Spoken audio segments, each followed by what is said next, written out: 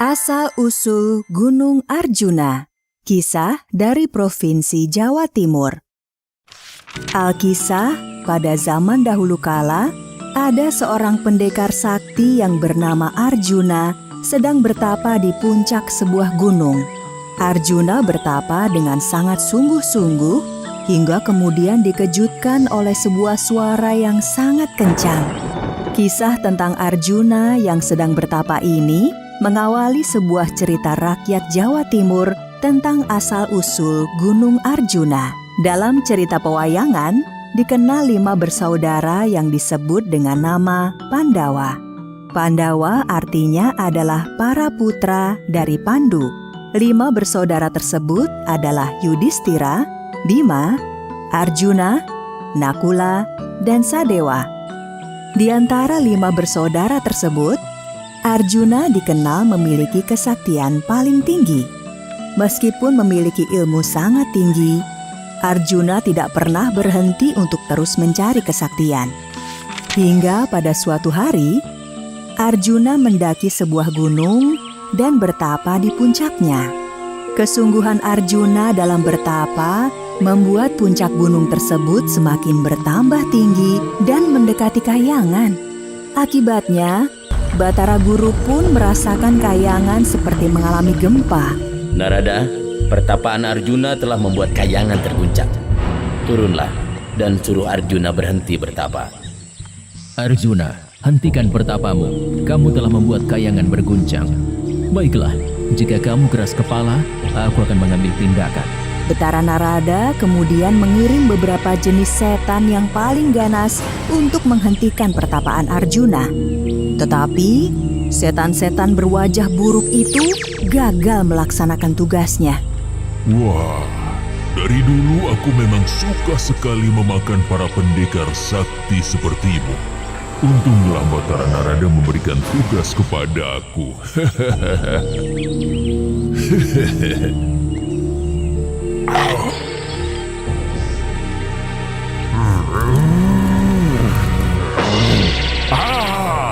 Aduh, ini namanya senjata makan tuan. Batara Narada, ampun, aku tidak mau lagi mengganggu si Arjuna. Aduh, panas. Narada, sepertinya kamu gagal menjalankan tugasmu. Ampun Batara Guru, tapi kita sepertinya masih punya kesempatan. Katakan, bagaimana kesempatan yang kamu maksudkan? Tidak ada jalan lain. Kita harus meminta bantuan pengasuh Arjuna, yaitu Batara Semar. Baiklah. Kali ini kamu harus berhasil. Selamat datang, wahai Batara Narada. Hal mendesak apakah yang membuat pengurus Kahyangan turun ke bumi? Batara Semar, kedatanganku adalah untuk meminta bantuanmu tentang salah satu anak asuhmu yang bernama Arjuna. Ada apa dengan Arjuna? Arjuna melakukan pertapaan di puncak sebuah gunung. Puncak gunung itu semakin tinggi dan membuat Kahyangan bergetar. Aku mohon, segera hentikan pertapaan Arjuna. Aku sudah mencobanya, namun gagal. Semoga Batara Semar bisa menangani masalah ini. Baiklah Batara Narada, saya akan mencoba membujuk Arjuna. Togok, aku membutuhkan bantuanmu untuk menghentikan pertapaan Arjuna yang telah mengguncang Kahyangan. Jika para dewa penghuni Kahyangan tidak bisa menghentikannya, bagaimana kita bisa menghentikan Arjuna? Pokoknya ikut saja denganku. Betara Semar dan Betara Togok terkejut melihat gunung yang sangat tinggi di depannya. Di puncak gunung itulah Arjuna sedang bertapa. Betara Semar dan Betara Togok kemudian bersemedi di kaki gunung. Tidak lama kemudian, tubuh mereka membesar hingga menyamai gunung tersebut. Ternyata, Betara Semar dan Betara Togok memotong gunung tersebut serta melemparkannya ke arah utara. Suara apa itu? Kami sengaja memotong gunung tempatmu bertapa ini. Tapi, Romo Semar, hal itu membuat pertapaanku buyar. Para dewa tidak akan menambah kesaktianku lagi. Pertapaanmu membuat Kahyangan terguncang. Kesaktian macam apa lagi yang kamu inginkan? Seluruh kesaktian para ksatria sudah kamu miliki. Gunakan kesaktian yang kamu miliki untuk membantu sesama. Orang sakti adalah orang yang bisa semakin rendah hati dan menghormati orang lain. Terima kasih Romo Semar telah mengingatkan Ananda agar berhati-hati dengan kesaktian yang Ananda miliki. Betara Semar dengan dibantu Betara Togok akhirnya bisa menghentikan pertapaan Arjuna. Kayangan pun tidak lagi berguncang. Sedangkan bagian gunung yang dipotong oleh Betara Semar dan Betara Togok itu sekarang dikenal dengan nama Gunung Arjuna.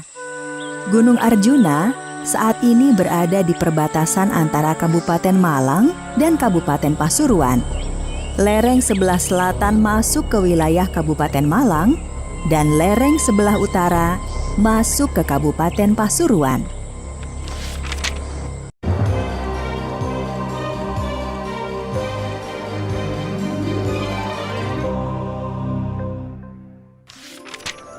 Legenda Gunung Kelut.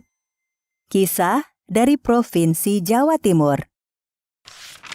Gunung Kelut merupakan salah satu gunung berapi di Indonesia yang memiliki ketinggian 1731 mdpl.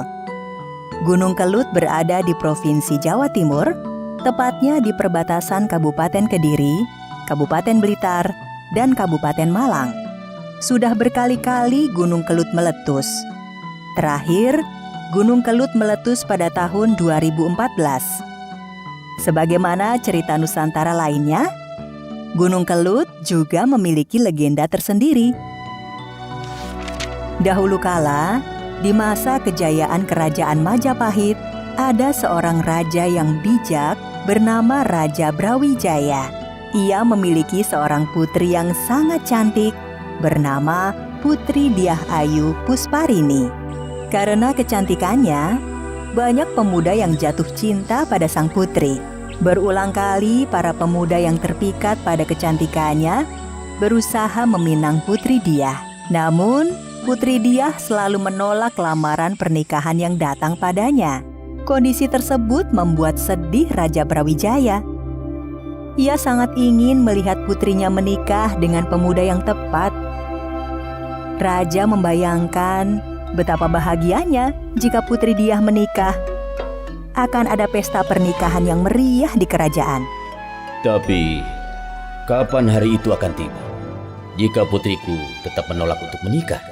Raja Brawijaya semakin sedih. Raja kemudian berpikir untuk mengajak putrinya berbicara empat mata. Putriku, ayahanda memanggilmu karena ada hal penting yang perlu disampaikan. Baik, ayahanda. Aku siap mendengarkannya. Ayahanda sudah semakin tua. Ayahanda tahu, kamu sedang mencari suami yang hebat.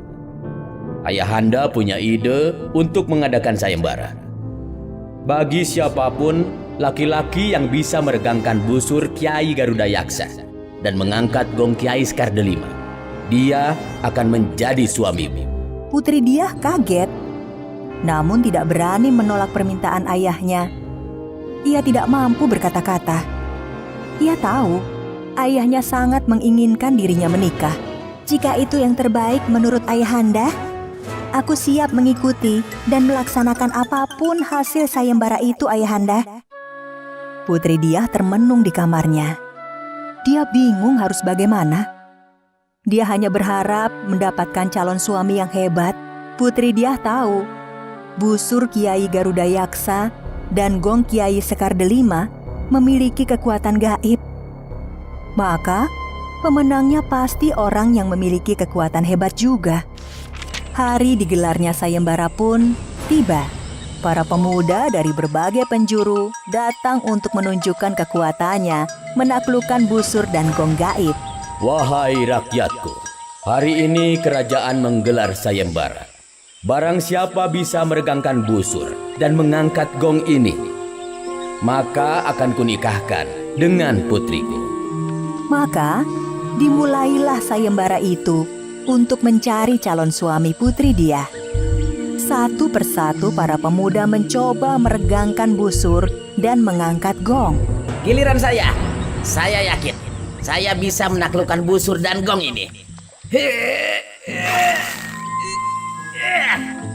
Biar saya saja. Saya peserta terakhir. Saya pasti menang. Namun, tidak ada satupun yang berhasil. Raja Brawijaya berencana menghentikan sayembara tanpa pemenang. Dia berpikir tidak akan ada yang bisa memenangkan sayembara. Namun tiba-tiba, seorang pemuda datang dan menyatakan keinginannya untuk menjadi peserta. Jangan hentikan sayembara sekarang. Saya belum mencobanya. Semua orang pun menatapnya. Pemuda ini berbeda dengan pemuda lainnya. Sangat aneh. Kepalanya tidak seperti kepala manusia. Dia memiliki kepala banteng. Siapa namamu? Nama saya Lembu Sura. Raja bingung melihat kedatangannya. Kalau ditolak, maka dia bukan raja yang adil. Namun jika Lembu Sura menang, dia harus menikahkan putrinya dengan manusia berkepala banteng. Baiklah, saya izinkan kamu untuk menjadi peserta terakhir. Setelah ini, tidak ada peserta lagi. Lembu Sura memasuki pelataran tempat busur dan gong berada. Kemudian dia mencoba meregangkan busur. Dia berhasil melakukannya. Ujian selanjutnya, dia harus mengangkat gong. Ujian kedua juga berhasil. Semua orang yang menyaksikan bertepuk tangan.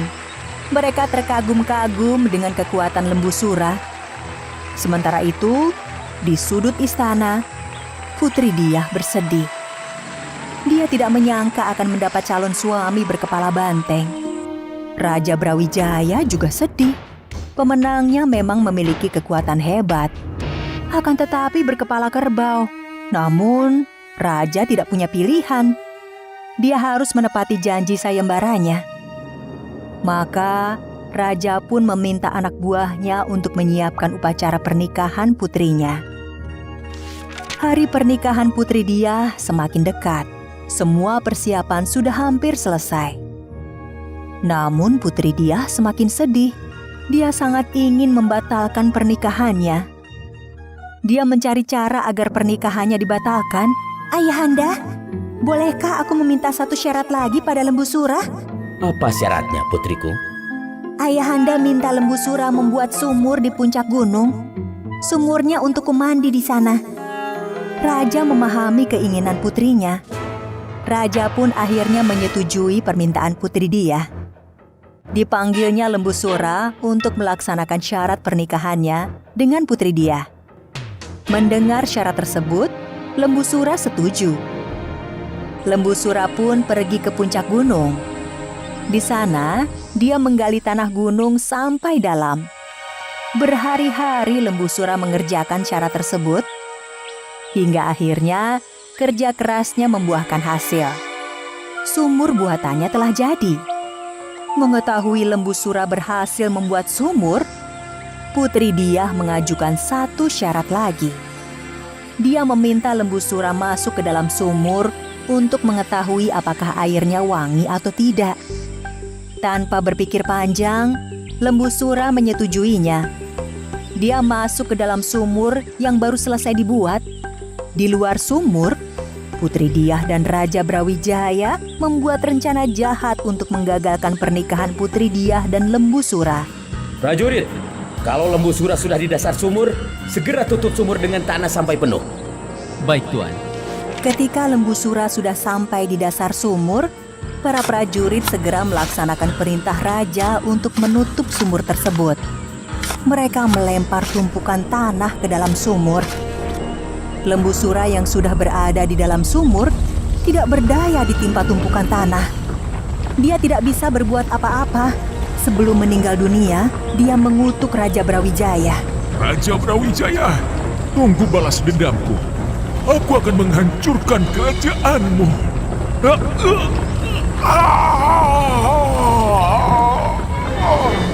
Semua orang yang mendengar merasa ketakutan. Mereka sangat yakin Lembu Sura akan membalas dendam pada kerajaan karena kerajaan tidak adil dan tidak menepati janjinya.